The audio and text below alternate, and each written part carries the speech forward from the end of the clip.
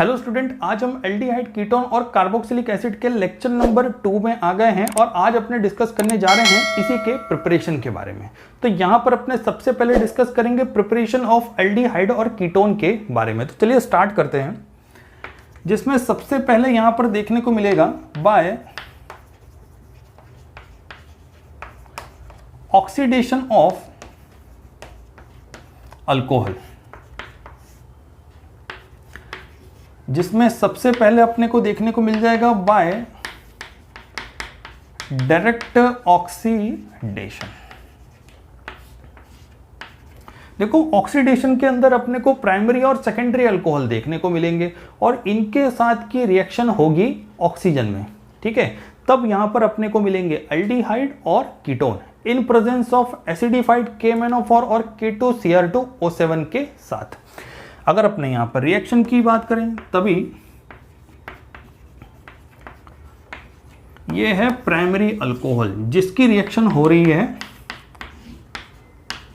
O के साथ, मतलब कि ऑक्सीजन। बिकॉज यहां पर अपने कर क्या रहे हैं भाई, यहां पर अपने कर रहे हैं oxidation in presence of acidified KMnO4 और K2Cr2O7। तभी यहां पर अपने को देखने को मिलता है CH3CHO और वाटर। देखो, ये तो हो गया प्राइमरी वाला। अगर अपने इसके नोमेनक्लेचर की बात करें तभी देखने को मिलेगा नंबर ऑफ कार्बन एटम्स कितने हैं, 2। इसको हम बोलेंगे इथेन ओल, इसको क्या बोलेंगे, इथेन अल। क्लियर। चलो, फर्स्ट केस हो गया कंप्लीट। नेक्स्ट की बात कर लेते हैं।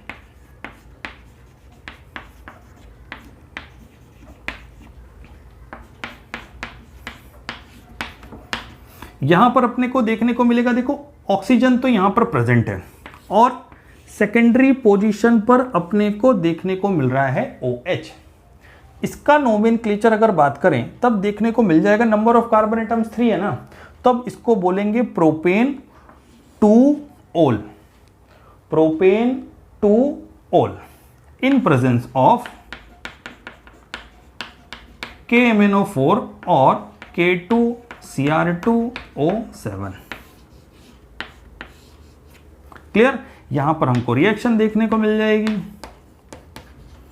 कीटोन की और इसको हम बोलेंगे प्रोपेन ओन और वाटर हो जाएगा दोनों ही केस में लूज। क्लियर। तो देखो, ये ऑक्सीडेशन वाली रिएक्शन तो हो गई। दूसरी रिएक्शन की बात करें यहां पर हमको देखने को मिल जाएगा by catalytic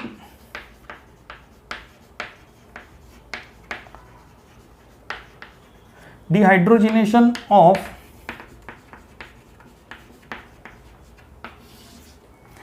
bye catalytic dehydrogenation of alcohol की रिएक्शन, जिसमें फर्स्ट अपने लेंगे प्राइमरी,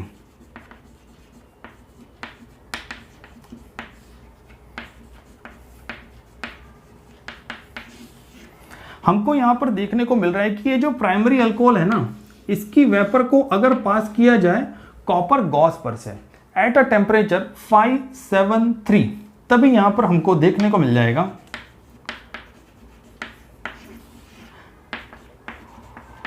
CH3CHO। क्लियर। और लूज क्या होगा, हाइड्रोजन H2 के फॉर्म में। क्लियर। बिकॉज यहां पर क्या देखने को मिल रहा है, डिहाइड्रोजिनेशन बेटा, इसी वजह से तो ये प्रोसेस हो रही है। ओके, नेक्स्ट की बात कर लें।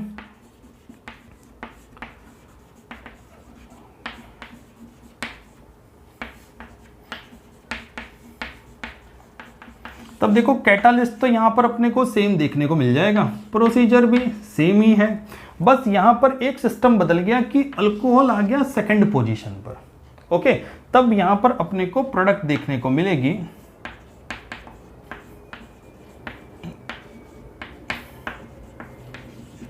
कीटोन वाली। ओके, बाकी नोमेनक्लेचर तो दोनों का अपने को सेम ही देखने को मिलेगा। क्लियर। यहां पर बस खाली हमने कैटालिस्ट चेंज किया है, तभी तो यहां पर अपने को प्रोसेस भी क्या हो गई, डिफरेंट देखने को मिल गई। ओके, तो इस तरह से ये दो रिएक्शन तो हो गई यहां पर कंप्लीट।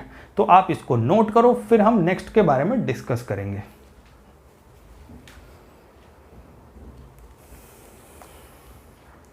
ओके, अगर हम यहां पर नेक्स्ट रिएक्शन की बात करें, तभी यहां पर हमको देखने को मिल जाएगा, देखो दो तो देख ली, थर्ड की बात करें ना, तब यहां पर अपने को देखने को मिलेगा by reductive ozonolysis of alkene, by reductive ozonolysis of alkene, जिसमें फर्स्ट होगा अल्कीन। ओजोनोलाइसिस हो रहा है मतलब कि यहां पर ओजोन तो चलो प्रेजेंट है ही, क्लियर। अल्कीन की रिएक्शन ओजोन के साथ करोगे, तब देखो यहां पर क्या देखने को मिल रहा है,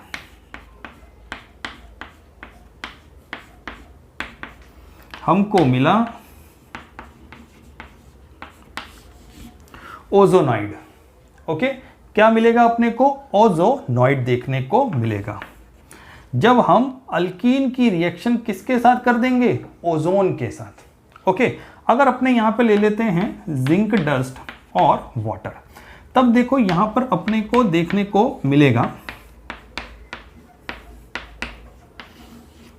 कार्बोनाइल कंपाउंड देखने को मिल रहा है बेटा, ध्यान रखो, कार्बोनाइल कंपाउंड देखने को मिल रहा है अपने को, किसमें, ओजोनोलाइसिस ऑफ अल्कीन में। ओके, अगर अपने दूसरे रिएक्शंस की बात करें, तब यहां पर अपने को एक चीज का ध्यान देना है कि इस केस में जैसे कि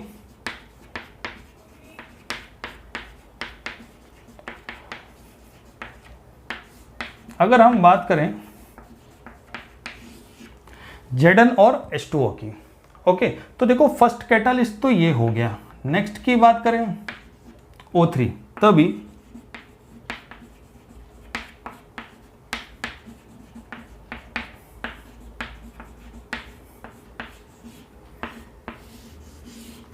इस केस में अपने को क्या देखने को मिल गए, दो एल्डिहाइड, फर्स्ट वाला ये हो गया, सेकंड वाला ये हो गया। ओके, और यहां भी अपने ने क्या लेके रखा है, Zn H2O and O3। Okay, अगर अपने चलो इसके नोमेनक्लेचर की बात कर लें, तो देखो 1 2 3 4 5, तो फर्स्ट वाले को अपने बोल देंगे पेंट इन, फर्स्ट वाले को अपने क्या बोलेंगे, पेंट इन, या तो अपने बोल सकते हैं पेंट 1 इन, बिकॉज फर्स्ट पोजीशन पर अपने को डबल बॉन्डिंग देखने को मिल रही है। ठीक है, इसके नोमेनक्लेचर की बात करें तो देखो इसको तो अपने बोल देंगे ब्यूटेन अल, और इसको हम बोलेंगे मीथेन अल, क्लियर। इसको हम बोलेंगे butanal because total number of carbon 1 2 3 4 देखने को मिल रहे हैं, नीचे अपने को 1 देखने को मिल रहा है इस वजह से। ओके, तो इस तरह से ये ओजोनोलाइसिस की प्रोसेस तो चलो होती है कंप्लीट। अभी अपने यहाँ पर नेक्स्ट डिस्कस करेंगे हाइड्रेशन के बारे में। ओके, तो आप इसको नोट करो, फिर अपने नेक्स्ट के बारे में डिस्कस करते हैं। Okay,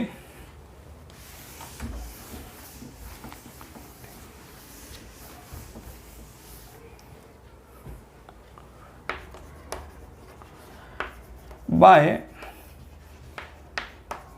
hydration of अल्कायन।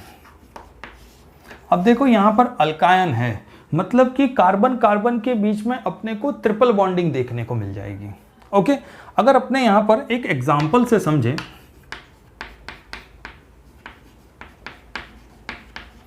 तो ये है अपने पास अल्कायन। ओके, और इसकी रिएक्शन मैं कर दूं वाटर के साथ in presence of dilute H2SO4, HgSO4 और 343 केल्विन टेम्परेचर की प्रेजेंस में, तभी अपने को यहां पर देखने को मिल जाएगा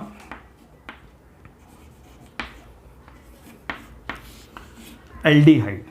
ओके, इसका नोमेनक्लेचर क्या होगा, इसको तो चलो अपने बोल देंगे इथाइन, इसको अपने क्या बोलेंगे, इथेन अल। Okay clear. तो चलो ये तो बात हो गई एल्डिहाइड की। अब अगर अपने यहां पर चलो कीटोन की बात करें तभी क्या देखने को मिलेगा। कीटोन के लिए मैंने यहां पर क्या लेके रखा हुआ है, टोटल नंबर ऑफ कार्बन है मेरे पास यहां पर 3, मतलब कि मैं इसको क्या बोलूंगा, प्रोप आयन। और इसको अगर वाटर के साथ रिएक्ट कर दिया जाए, clear, in presence of dilute H2SO4, HgSO4 और 343 में,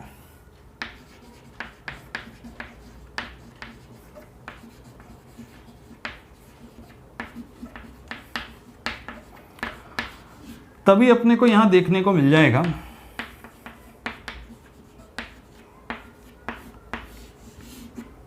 कीटोन। ओके, और इसको कहा जाएगा 1,2,3 प्रोपेन ओन।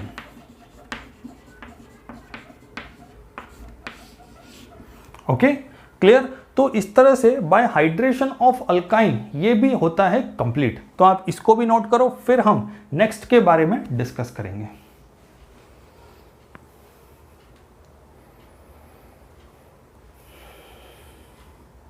ओके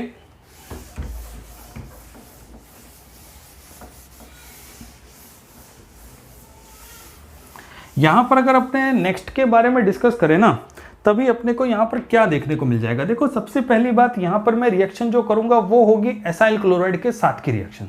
ओके, तो यहां पर अभी अपने क्या लिखेंगे हेडिंग में, from acyl chloride. Okay, first case में हमको यहां पर देखने को मिल जाएगा बेंजोइल क्लोराइड, जिसका अगर हाइड्रोजनेशन किया जाए तभी अपने को यहां पर एज अ कैटालिस्ट देखने को मिल जाएंगे PDBaSO4, और अपने को यहां पर प्रोडक्ट मिलेगी CHO बेंजीन के साथ, मतलब कि बेंजाल्डिहाइड इसको कहा जाता है। देखो इस टाइप की रिएक्शन को हम बोलते हैं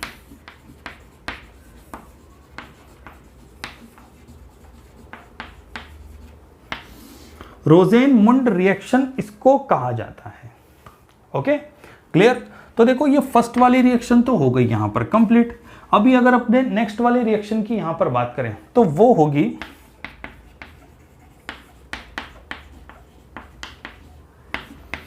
फ्रॉम नाइट्राइल।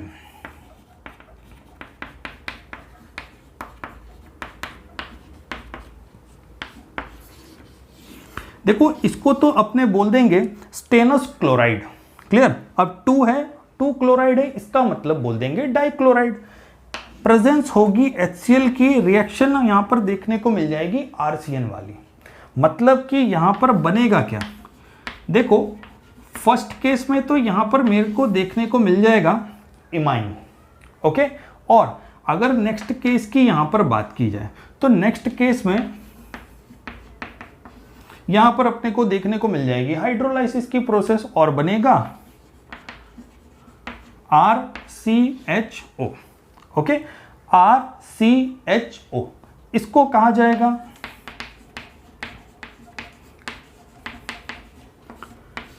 Stephen reaction. इसको हम क्या बोलेंगे, स्टेफन रिएक्शन कहा जाएगा। क्लियर। चलो एक तो ये हो गया एसाइल का, एक हो गया नाइट्राइल का। ठीक है, अगर हम यहां पर और थोड़ा डिटेल में जाएं, जैसे कि RCN की रिएक्शन में ले लूं ALH IBU2 के साथ। ओके, इन प्रेजेंस ऑफ, यहां पर अपने ने क्या लिया था H3O प्लस। ओके, वही चलो यहां भी कर देते हैं। तो ये हाइड्रोलाइसिस तो हो ही गया। रिएक्शन में क्या देखने को मिल रहा है, एल्डिहाइड। ओके, रिएक्शन में अपने को यहां पर देखने को मिलेगा एल्डिहाइड। क्लियर। अब इसी को अगर दूसरे रिएक्शन से समझें,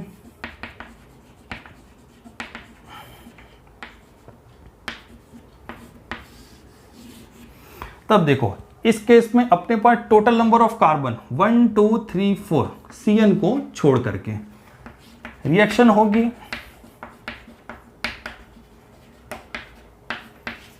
इसकी प्रेजेंस में, तभी अपने को यहां पर क्या देखने को मिल जाएगा। देखो अगर अपने इसके नोमेनक्लेचर की बात करें ना कैटालिस्ट के, तो ये है एल्यूमिनियम हाइड्राइड। ओके, अब ये क्या हो गया, आइसो डाई है, मतलब कि iso di butyl aluminium hydride इसको कहा जाएगा। ठीक है, जो कि हमने यहां पर लिया है कैटालिस्ट के फॉर्म में। क्लियर, यहां पर टोटल नंबर ऑफ कार्बन देख लो 1 2 3 4, अभी चलो इसको भी देख लिया तो हो गए 5, मतलब कि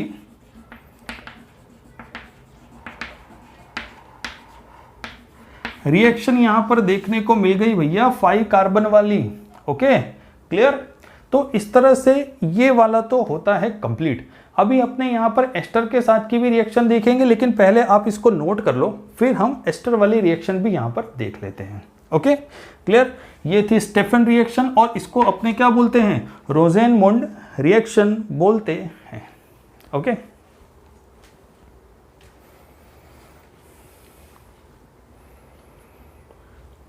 ओके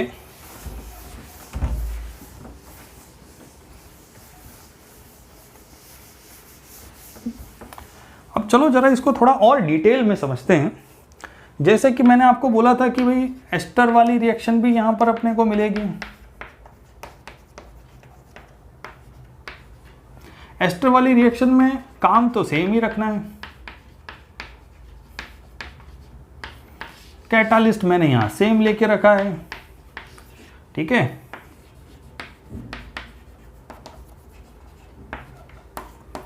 और अपने को क्या देखने को मिल गया, एल्डिहाइड देखने को मिला during the process. Okay clear, तो ये हो गई किसके साथ की रिएक्शन, नाइट्राइल के साथ वाली रिएक्शन। अगर हम बात करें यहां पर फ्रॉम हाइड्रोकार्बन के साथ, तब एक चीज का यहां पर ध्यान रखो। देखो हाइड्रोकार्बन के साथ की रिएक्शन मतलब कि यहां पर सबसे पहले जो ऑक्सीडेशन होगा वो होगा मिथाइल बेंजीन का। मिथाइल बेंजीन के केस में एक चीज का ध्यान रखो कि अगर मेरे पास है स्ट्रॉन्ग ऑक्सीडाइजिंग एजेंट, तो वो ऑक्सीडाइज तो हो जाएंगे टोल्यूइन से। क्लियर, मतलब कि मिथाइल बेंजीन से, और जो उसके डेरिवेटिव्स देखने को मिलेंगे उसको अपने बोलते हैं बेंजोइक एसिड। ओके क्लियर,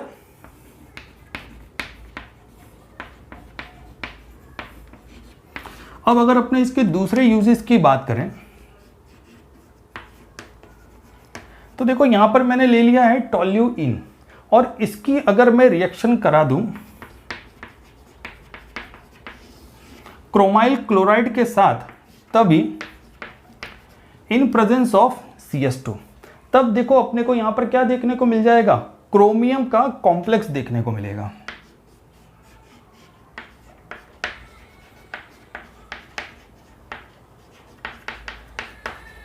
इसको अपने क्या बोलेंगे, क्रोमियम का कॉम्प्लेक्स इसको कहा जाता है। ओके, और अगर इसकी रिएक्शन में अपने कर दें H3O+ हाइड्रोलाइज किया जाए, तभी देखो यहां पर अपने को मिलता है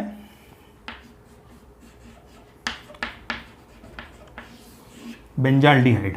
ओके, तो ये बात हो गई क्रोमाइल क्लोराइड की। क्लियर, जिसमें अपने को देखने को मिल रहा था बेंजाल्डिहाइड। ओके चलो, अगर अपने क्रोमिक ऑक्साइड की बात करें, तभी देखो यहां पर क्या बनेगा,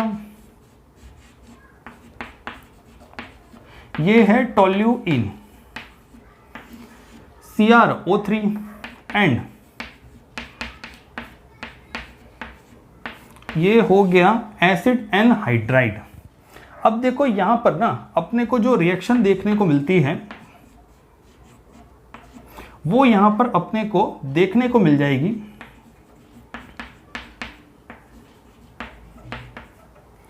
इसको हम बोलेंगे बेंजाइलिडाइइन डाई एसीटेट। ध्यान रखो, बेंजाइलिडीन डाई एसीटेट इसको बोलेंगे। ध्यान रखो, बेंजाइलिडीन डाई एसीटेट इसको कहा जाता है।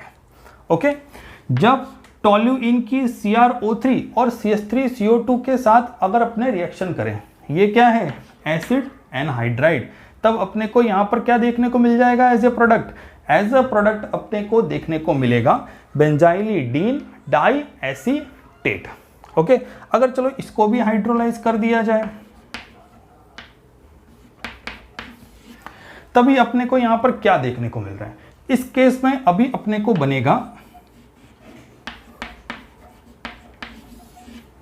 एल्डिहाइड। क्लियर? ओके, एल्डिहाइड है कि नहीं, और इसका नाम हो गया बेंजाल्डिहाइड। Okay, clear? तो इस तरह से ये वाली रिएक्शन होती है कंप्लीट। क्लियर? ओके, तो आप इसको नोट करो, फिर अपने नेक्स्ट के बारे में डिस्कस करेंगे।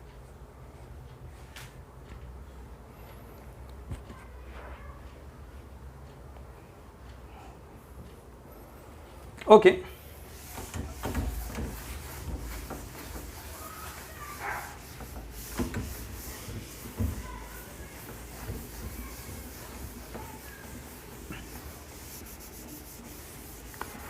अब देखो नेक्स्ट रिएक्शन की बात करें ना, तो नेक्स्ट है यहां पर क्लोरीनेशन।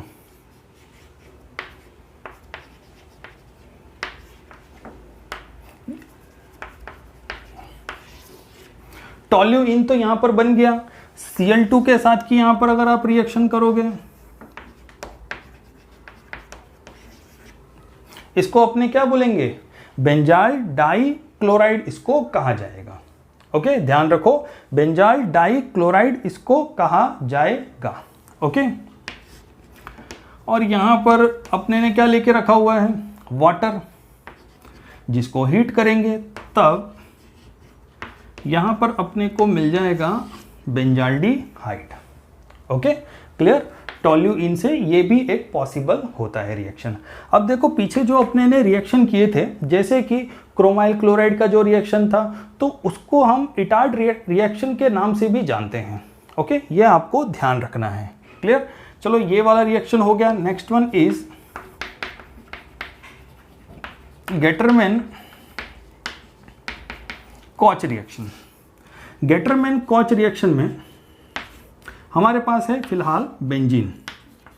यहां पर अगर मैं इसकी रिएक्शन करा दूं, कार्बन मोनोऑक्साइड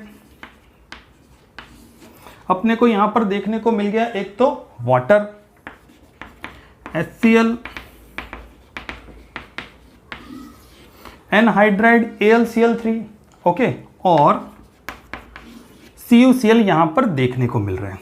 तब देखो होता क्या है, वाटर तो यहां पर एक्सेप्शनल केस है, ठीक है। अगर हम यहां पर मेजर ले लें, जैसे कि CO, HCl, anhydrous AlCl3, CuCl, तभी गेटरमैन कॉच रिएक्शन में अपने को बेंजीन से क्या मिल जाएगा, एल्डिहाइड। क्लियर? जिसको हम किसके नाम से जानेंगे, यहां पर अपने पास एल्डिहाइड किसके साथ है, बेंजीन, मतलब कि बेंजाल्डिहाइड इसको बोला जाएगा। Okay, clear? तो देखो ये वाली जो प्रिपरेशन थी, ये थी एल्डिहाइड वाली, इसलिए बार बार अपने को एल्डिहाइड देखने को मिल रहा था। क्लियर? अभी अपने डिस्कस करेंगे कीटोन के बारे में, तो पहले आप इसको नोट करो। ओके,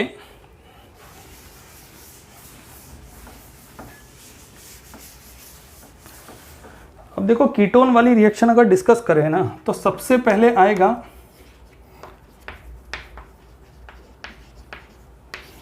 फ्रॉम एसाइल क्लोराइड, जिसमें अपने को देखने को मिल रहा है RMgX, ओके, और CdCl2। ये चलो अपने ने कर दिया है इसको बैलेंस। ओके, और बनेगा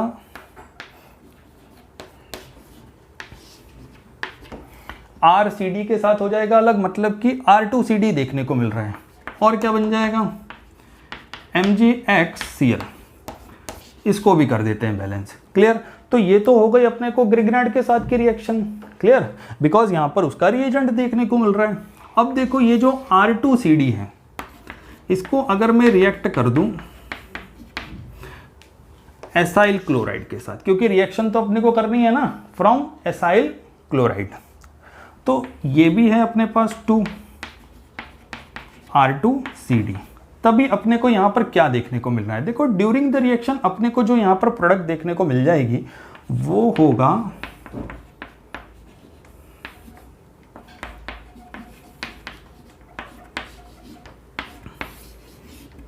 क्लियर।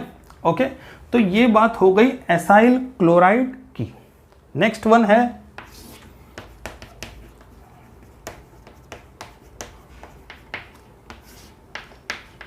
फ्रॉम नाइट्राइल के साथ की रिएक्शन।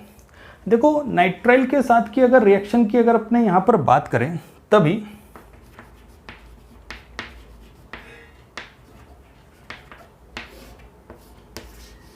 ये हो गया साइनाइड,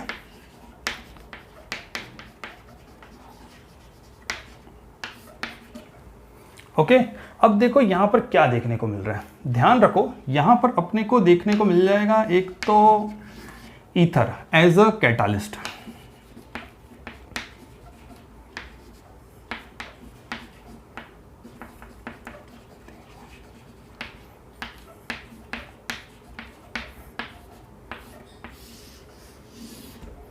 क्लियर। ये हो गया अपना इंटरमीडिएट जो कि ईथर की प्रेजेंस में अपने को ये मिल गया, ओके। चलो अब अगर इसको भी हाइड्रोलाइज कर दिया जाए तभी यहां पर क्या देखने को मिल जाएगा,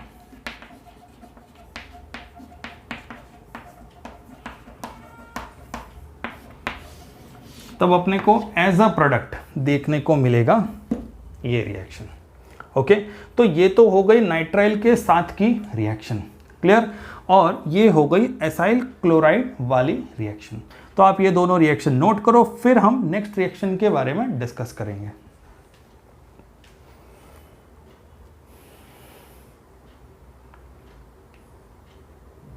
ओके,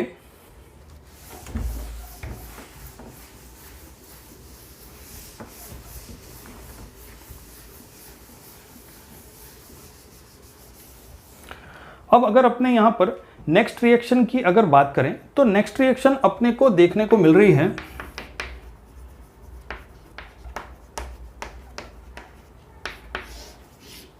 फ्रॉम बेंजीन वाली, ठीक है। मतलब कि यहां पर मैं लेता हूं बेंजीन और यहां पर जो अपने को कैटालिस्ट देखने को मिल जाएगा वो होगा एनहाइड्रस AlCl3। रिएक्शन यहां पर किसके साथ देखने को मिल जाएगी, RCOCl के साथ। बनेगा क्या,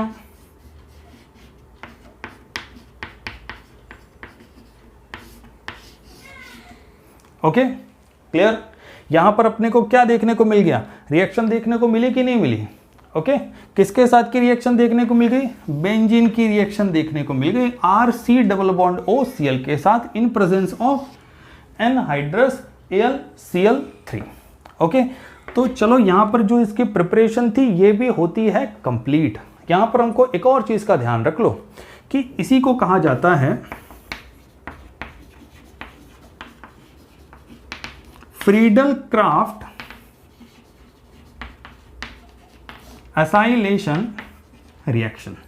ध्यान रखो इसको बोलते हैं Friedel Crafts acylation, okay, clear.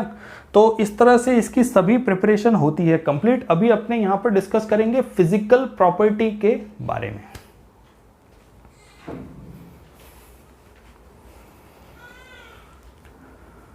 Okay.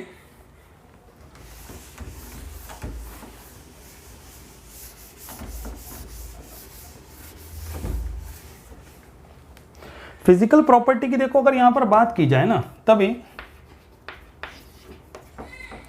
HCHO जिसको हम क्या बोलेंगे, नंबर ऑफ कार्बन एटम मेरे पास 1 है, मतलब कि मैं इसको बोलूंगा मीथेनॉल।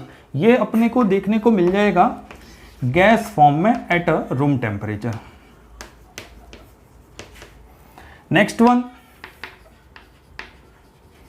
इथेनॉल, ये होगा वॉलेटाइल लिक्विड, क्लियर। इथेनॉल हो गया, मीथेनॉल हो गया। और अगर मैं बात करूं एल्डिहाइड की,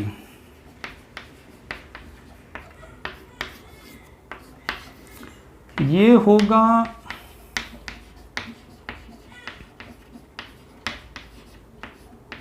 solid and liquid at a room temperature.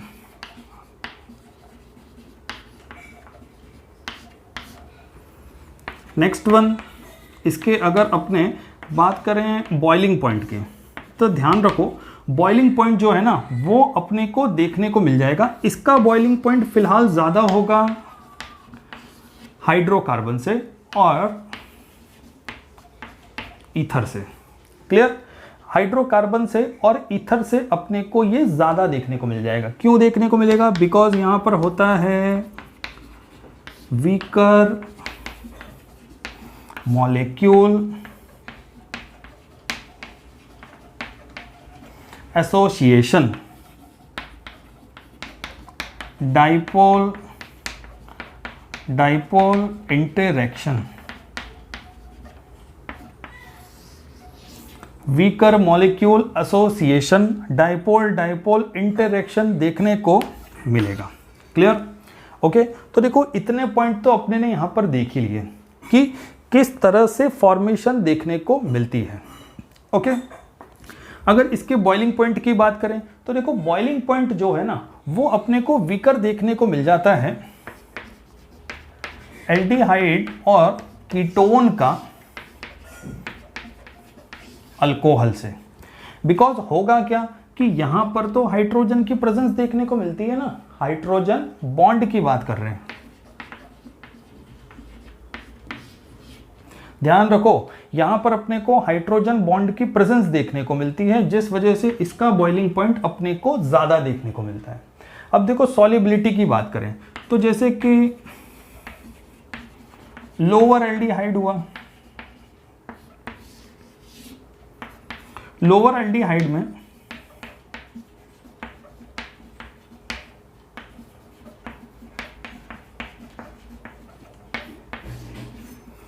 One, to और 3 मीथेनॉल, इथेनॉल और propane on.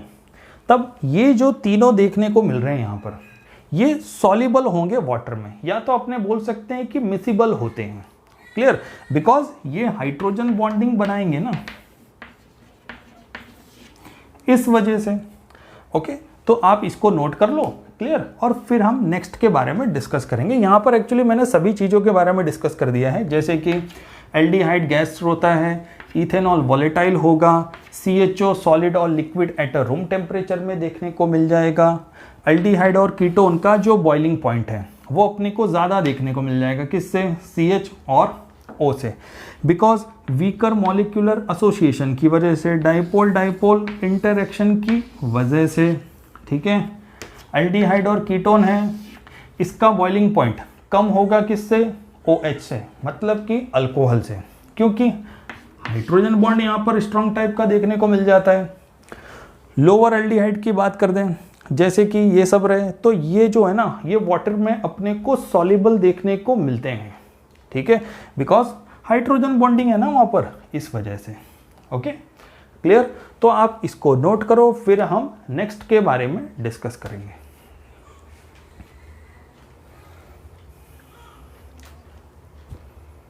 Okay,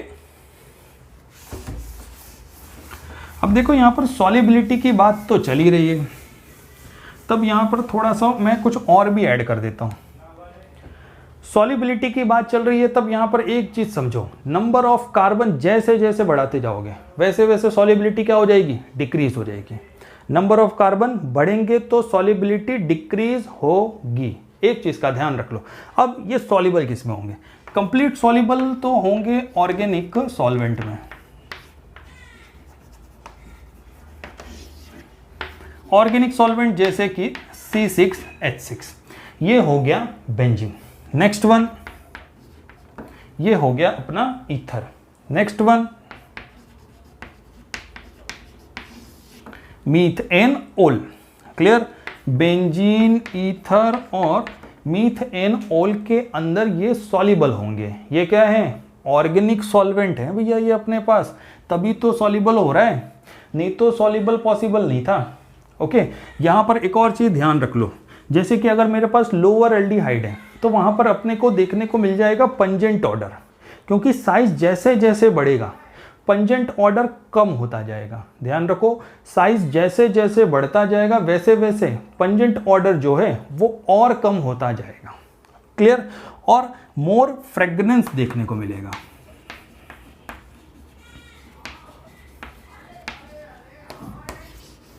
because aldehyde और कीटोन जो है ये ज़्यादातर यूज़ में कहाँ आते हैं? ये अपने को यूज़ में देखने को मिल जाएगा, एक तो फ्लेवरिंग एजेंट के फॉर्म में देखने को मिलता है, ठीक है। नेक्स्ट की बात करें तो परफ्यूम में देखने को मिल जाता है। क्लियर?